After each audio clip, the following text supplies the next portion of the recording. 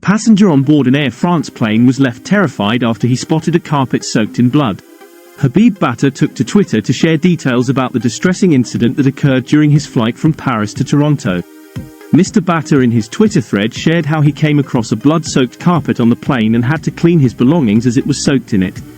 He wrote, "I've seen a few things in my life, but the horrific blood-soaked carpet on my Air France plane yesterday was another level. An hour into the transatlantic flight from Paris to Toronto, I kept smelling something gross and couldn't figure it out." In a tweet he wrote, "I've seen a few things in my life, but the horrific blood-soaked carpet on my Air France plane yesterday was another level.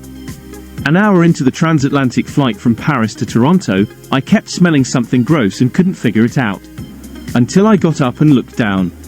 In a follow-up tweet, he explained that he noticed a stain on the floor and it emitted a foul smell. He reached out to airline staff for assistance and they provided him with a few wipes to clean it off, and he soon realized that the substance was blood. He wrote, "I took out my backpack from under the seat and the strap was soaked in blood too. I got on my hands and knees and cleaned for half an hour. The Air France staff gave me gloves and more wipes." Then they casually noted a passenger had hemorrhaged on a flight before ours.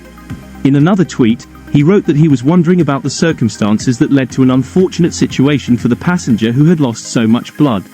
"I just kept wondering what happened to this poor passenger that lost this much blood and how did it happen?" One Air France staff member mentioned internal bleeding and infection. "What if it was a disease would I or any other passengers be exposed to?" The tweet soon gained a lot of attention on the internet. Responding to the tweet, Air France wrote, "Hi at Habib_B. This particular matter is being taken into account and you will be contacted by our teams as soon as possible. Once again, we apologize for any inconvenience caused. Thank you."